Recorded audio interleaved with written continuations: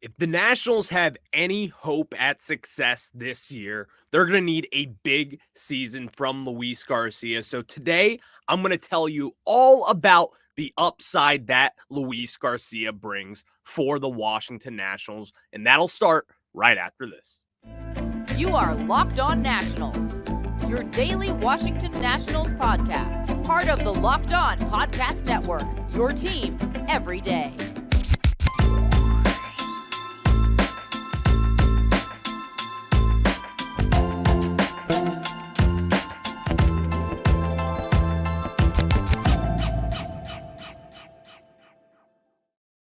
And thank you for making Locked On Nationals your first listen every day, as we are free and available wherever you get your podcasts. I'm your host, Ryan Clary, and I have taken my passion for baseball and the Nationals into podcast form here with the Locked On Podcast Network, where you get your team every single day. And that is the beauty of the Locked On Podcast Network. In today's show, we have to get into some business because it is time for baseball once again. There is a game in 2 days from now. About 48 hours, there is a spring training game, but you won't be able to see it because it's not on MASN. But we're not going to talk about that today. We're going to talk about the upside that Luis Garcia brings. And truly, when I look at Luis Garcia, I love the potential that he brings. Can he be a superstar? Probably not. But can he be a very good hitter and a very efficient player? Absolutely. And this is why. Looking at Luis Garcia's numbers, there's some factors in it to where it's like, okay, this is a little concerning. But then again, once you look deeper into it, there starts to be a little hope about what he could be. And in meeting with that, I look at Luis Garcia. When he was over at shortstop, it was clear and evident that he is not a shortstop in the major leagues. He's just not. Last year, his defensive WAR was in the negatives, and ultimately he played most of his games over at shortstop before that C.J. Abrams trade. So, with that being said, his value is not playing defense, and it is specifically not over on shortstop. What Luis Garcia needs to do is he needs to be a plus bat second baseman, meaning by that, his value is not defensively. If he can just stay afloat and be an average defensive second baseman, which I think he can do for the record, that's where his value is. His value is at the plate. And also, only 22 years old. He's going to be turning 23 in a couple months from now, but only 22 years old. The upside that he provides for the Nationals is truly astounding. And that's what I say. Now, a lot of people may say, astounding? Why do you say it's astounding? Well, here are the numbers. He had a 1.4 offensive WAR last year. That, and then again, only 377 plate appearances for the 22-year-old. So with that, just besides the WAR, you look deeper into it. When he has runners in scoring position, there is a lot of things to talk about with Luis Garcia. We didn't see a lot of power last year. We didn't see a ton of it. We didn't see a lot of run production from him. But then again, when you look at his splits, you look at all these different categories as to what makes a successful hitter, Luis Garcia has the numbers to back him up of being a progressive major league hitter. So what kind of upside does the 22-year-old bring for us? Well, I just said one of them. He's 22 years old. This guy is young. He is a young kid still. Back in 2020, when he was brought up a little premature, we all kind of realized, like, hey, this guy is not really that ready for the major leagues in this moment, but you also saw a lot of upside. And when he's in that box and when he's comfortable swinging from the left side of the plate, you see a smart major league hitter. Now, some of his decision-making skills, just from looking off last year, he's going to have to learn to hit a little more of a curveball. He's going to have to sit back on some pitches and use the left side of the field, because that's what Davey Martinez emphasized for Luis Garcia this offseason and his first batting practice session, live batting practice session, I should say. He hit a home run to left field, or rather off the wall there. That's just a good sign of what we need to see. So Luis Garcia, in just looking at his splits, as I've been saying, his progression over the years have been very good in my mind. And I say that, and some people may look at it and be like, well, what kind of progression are we talking about? Is he more of an average hitter? Is he more of a power guy? Well, he's not a power guy, but there is development in for power.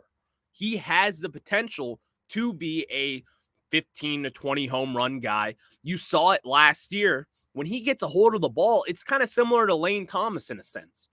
When they hit home runs, they go. They travel. That is a no-doubter in my mind. Luis Garcia does have the potential to hit for power at the major league level. We've seen it down in AAA and AA and all the lower levels down in the minor leagues. But to do it up in the major leagues, it's different. And when I look at inside the numbers for Luis Garcia in particular, I look at clutch stats. And what I like about clutch stats is it shows situational hitting. And with situational hitting, you need progress. You need good results. And that is what Luis Garcia has done. His clutch stats, 2 outs with runners in scoring position in 2022. This was someone who had a .359 batting average. And I'm one to say, you should not be looking at batting average. But with runners in scoring position, with 2 outs, what's your job at the plate? It's to keep the rally going. Luis Garcia has done that 35.9% of the time up when he goes to the plate. That is a damn good percentage in my mind. And to add on that, he has a .892 OPS with 2 outs and runners in scoring position. And this is all based of 2022 when he had 42 plate appearances at this time. And if you're looking at his clutch stats, 2 outs, runners in scoring position, that is his best time out of all those clutch stats. So it's not really just by looking at it and say, oh, he's a clutch hitter. It's only 42 plate appearances in that stretch. But then you look at it, it's situational hitting. This is stuff that he has improved on since 2021. Situational hitting is a big deal in the major leagues. And it's not just looking at clutch stats or anything of that nature. It's just by looking at the proof that's in the pudding. For example, in 2021, Luis Garcia had a .280 batting average, a .730 OPS. That is a big improvement from just 1 year before that. And now is also in 34 plate appearances. So it's also a small sample size, which I understand. But I look at it and I see the progress, I see the improvement on him, and we've seen what he can do at the plate. And also, once he got banged up in the middle of August, that opened up that spot to move CJ Abrams up to AAA, he kind of fell off with his production. He did.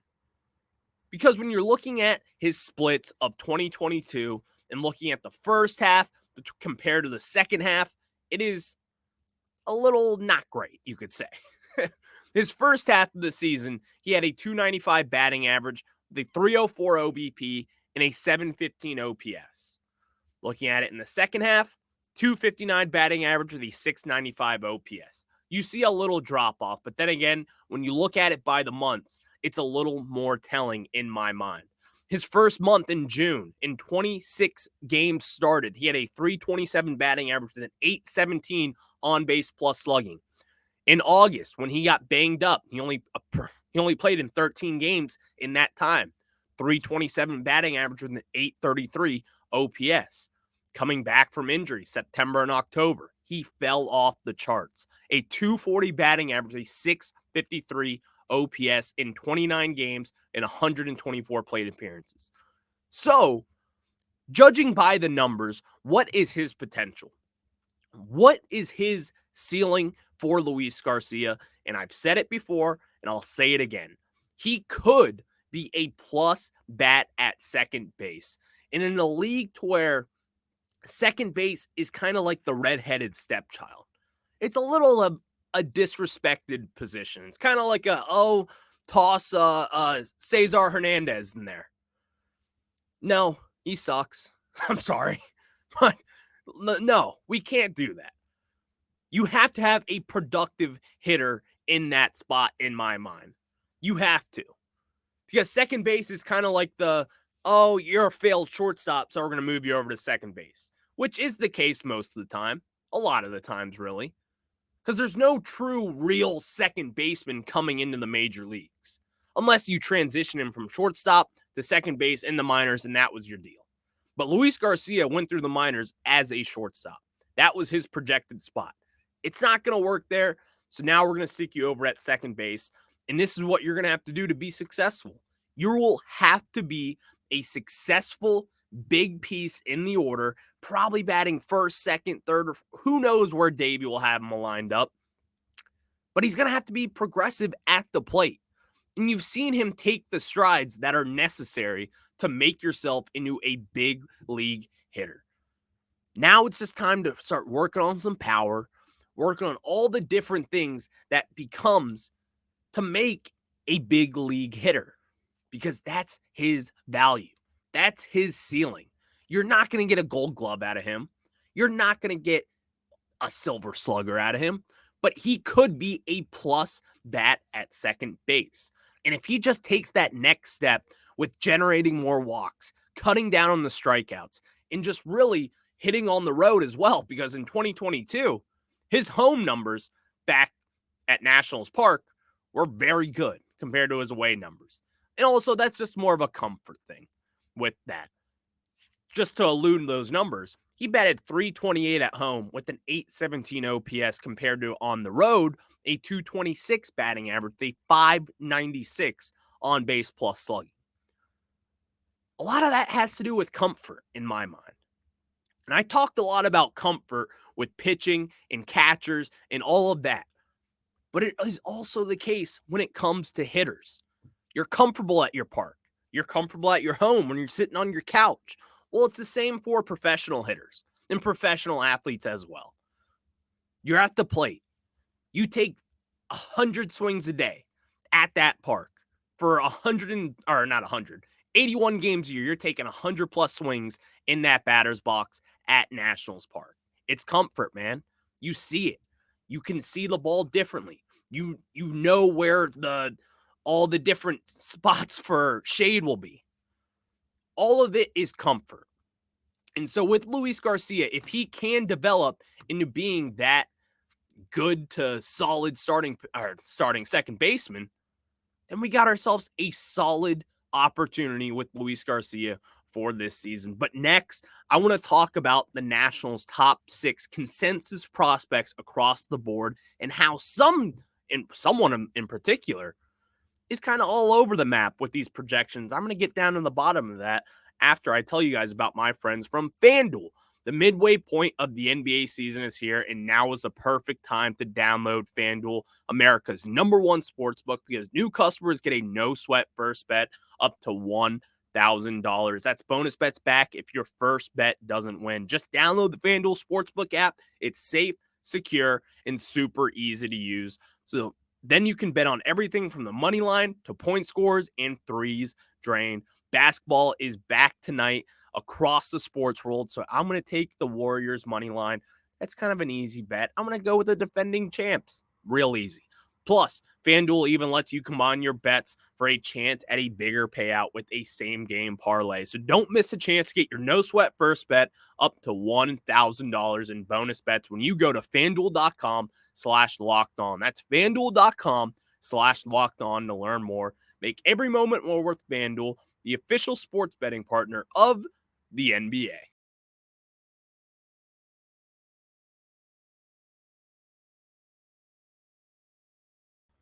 And now we get back into the topic that I really have an itching for. Talk Nats over on Twitter posted its little graphic of the Nationals' top 7 prospects, and really, or actually top 6 prospects. This was an eye-opening thing for me. He put together this graphic, And to see some of the bounce around for some of these guys, James Wood, the consensus number one prospect in our system, is in the top 20 for all 7 websites: MLB Pipeline, Baseball America, Baseball Prospectus, The Athletic, ESPN Fangraphs, and Prospects Live. He is the average of a top 10 prospects throughout all those websites. Consensus top prospect in the organization. Now let's move on. Robert Hassel, 35 for MLB Pipeline, 57 on Baseball America, 43 for The Athletic, and 57 for ESPN. And then Fangraphs has him at the 112th prospect in baseball. But this isn't the one that really concerns me. Obviously, Fangraphs doesn't like him. It may be the haymate injury that he had with his hand, but I don't know why they're so low on Robert Hassel, because in my opinion, he has the highest ceiling or the highest floor of all the prospects in this system. I think he is the most guaranteed product to come out of this system. Cade Cavalli bounced around from the 50s to the 70s. That's kind of what his projections were. But here's the one that kind of gets me scratching my head a little bit. Elijah Green. We've talked about Elijah Green and the potential that he has. There is an argument to make that Elijah Green has the highest ceiling of all of our prospects, even when talking about James Wood. Now, Elijah Green, he is ranked 46th overall in MLB Pipeline. Baseball America has him at 58. Baseball Prospectus has him at 68. The Athletic, 35. ESPN doesn't have him ranked. Fangraphs has him at number 92, and Prospects Live has him at 45. Here's my big thing with Elijah Green and why I think this bouncing around is a little out there. Now, obviously, these websites, they can't all think alike. They have to get clicks, and they have to get attention. Well, they're getting my attention today. Maybe I'm a fool for it, but here's why. I think it's a little ridiculous to not have this guy a top 5 draft prospect from this last draft class, one of the consensus number 1 high school players in all of baseball this last year. To have him not in your top 100 for the upside that Elijah Green shows, a true 5-tool talent. Now, will he be a 5-tool player? We'll have to see. But the talent is 5 tools. To not even have him ranked for ESPN and Fangraphs, a site that I love, to have him at 92. What is there that makes him down the board that far? What makes them look at him and say, this guy's the number 92 prospect in all of baseball? All he did last year in his limited time down in the FSL league, he hit. What did they see that discouraged the top 5 pick in the 2022 draft to make him slide that far down the board? Now, it's nothing that I really should be complaining about. That's fine. But then again, you look at some of the differences with these. It is way different. You have The Athletic that has him all the way up to 35, which I think is where he should be across the board. And then to have Fangraphs go 92 with him, and then Prospects Live go 45, MLB Pipeline is at 46. They're jumping all over the place with Elijah Green, because all the analytics that I read when it comes to Elijah Green points to a already very good baseball player. He was a top 5 pick in the draft. So what should we make of this? Because Elijah Green, there is an argument to make that he is the crown jewel of the organization already. He is the guy that has the potential to be the number 1 prospect in all of baseball alongside James Wood. That's their potential. That's the talent that they bring to the table. But what soured everyone on Elijah Green all of a sudden? Yes, he did strike out a lot at IMG Academy. He also did strike out a lot in his limited time down in the FSL. But then again, he also put up monstrous numbers in those few games. He played a solid defensive outfield. What soured them so quickly on a top 5 pick in the MLB draft? I don't know. And that was just scratching me when I saw this graphic put up by TalkNats and please give him a follow at TalkNats over on Twitter. I thought it was an interesting concept to read that graph and to get all the averages of where they are ranked, because this is what I'll read here. James Wood is average at the number 10 prospect in baseball. Robert Hassel III, the 59th prospect in baseball. Cade Cavalli, the 63rd best prospect in baseball. Elijah Green, the 66.3rd prospect in baseball, I guess you could say. So they have Cade Cavalli ahead of Elijah Green as well, which, again, head scratching in my mind. But then again, maybe they're on to something and maybe we're all fools. Maybe Mike Rizzo's a fool. Who knows? That was weird to me, and I wanted to get that off my chest. But hey, thanks for making Locked On Nationals your first listen every day. Now give Locked On MLB Prospects a listen, because the host is Lindsey Crosby. And if you don't know, he is the prospect encyclopedia. So that pod is free and available wherever you get your podcast.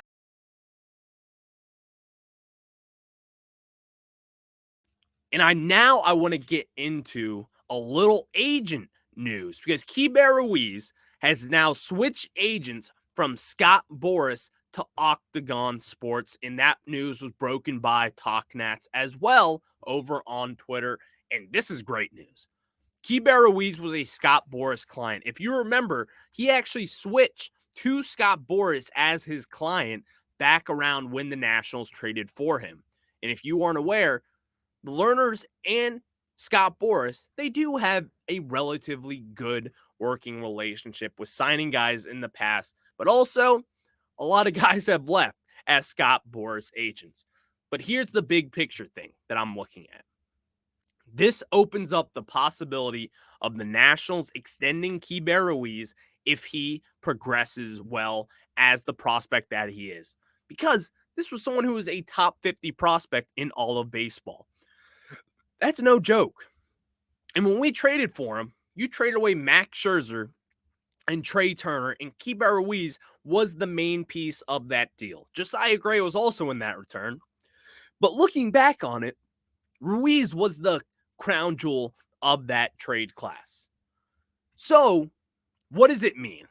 And how big of an effect will it have on the Nationals that he is exchanging agents from Scott Boras over to Octagon? Well, this is what it is. Hope. We have hope to extend him. We don't have to worry too much about going to free agency and having a team go to a bidding war. Then again, we are way down the line from that. Way down the line from that. Years away. But it's not illegal to extend a player this second. You can extend a player whenever you want to. And so for the Nationals, for Keibert Ruiz, who has struggled a little bit through his first year and a half, but then again, you also see the upside that he brings. I am very high on Keibert Ruiz, and I think he is going to be the catcher of the future for the Nationals. That's not my argument here. But what you can do is you can extend him moving forward. You can reach out that extension and hope that he goes pen to paper with it, and that'll be the big news for. Now, with the Nationals, will they actually get this done in the middle of a little turmoil with this ownership situation going on? It's tough to tell. But also, Mike Rizzo is a progressive thinker. He's going to think ahead on this stuff, especially from past mistakes that he has kind of burned himself with, like not extending Trey Turner earlier than they did. So I want to believe that Mike Rizzo and the front office have learned from their mistakes, and they try to harp on this opportunity as soon as they see a gleam of light for Keibert Ruiz. The time is now, people. Keibert Ruiz is one of those guys that is going to be a key piece to the Nationals moving forward to have any sort of success for whatever way you look at it. He is right now one of the main pieces of this rebuild that will need to hit, and he will need to hit in a big way. Not just fit rhetorically at the plate, but in many different situations. He's put an emphasis on his defensive catching abilities and calling games. And Davey Martinez actually talked about that his other day on MLB Network. And he's kind of taken a leadership role in the clubhouse, which you love to see from a catcher, because that's what they need to be. They're the captain of the infield. And I know people say it's the shortstop. Nuh-uh. Not on my team. That's the catcher.